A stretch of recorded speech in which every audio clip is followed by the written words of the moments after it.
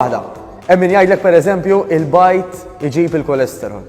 Waqt li bħal dejjem f'każijiet ta' mediċini u kundizzjonijiet mediċi ħanieħdu parir mingħand it-tabib m'hemm l-ebda ikel naturali illi waħdu għal min sissa m'għandux pereżempju problemi ta' kolesterol illi għal xina ħadd xi żewġ bajdiet, tliet bajdiet daqqa waħda qabadni l-kolesterol. Ma taħdemx hekk. L-ironija hija illi għandek min pereżempju joqgħod il-bot minn dan it-tip ta' ikel bħalma tinsemmu l-bajt, imma bagħad imurlek għal junk food. Fir-realtà huwa l-kwantitajiet ta' junk food illi hemm ħafna iktar tendenza li ħajjikkawża il-kolesterol milli xi ikel naturali bħal bajt pereżempju. U ġibt eżempju wieħed għax nisimgħu anke idejat, misconceptions, ħmerijiet relatati anke ma' tipi ta' ikel differenti, bħal pereżempju u ma nkunx naf minn fejn inventawhom. Mhux suppost tieħu frott wara l-ikel.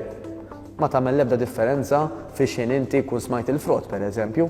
Again, diment li m'għandek xi kundizzjoni, diment m'intix qed tieħu xi mediċini, illi t-tabib jgħidlek isma', pereżempju dil-mediċina ħadd toħodha fuq stonku vojt, jew inkella ma' dil-mediċina tikolx dak li kell hemmhekk kifa. Però għall pubbliku ġenerali daw il-limitazzjonijiet illi huma perikolużi u ħanajt għalfejn huma perikolużi. Għax jekk jiena dik ma nistax nagħmilha, l-oħra ma nistax nagħmilha, dik ma nistax nagħmilha laqqas. Jaqan ħossni tant ristrettu tant limitat illi hemm tendenza ngħid u għarem di mhux għalija.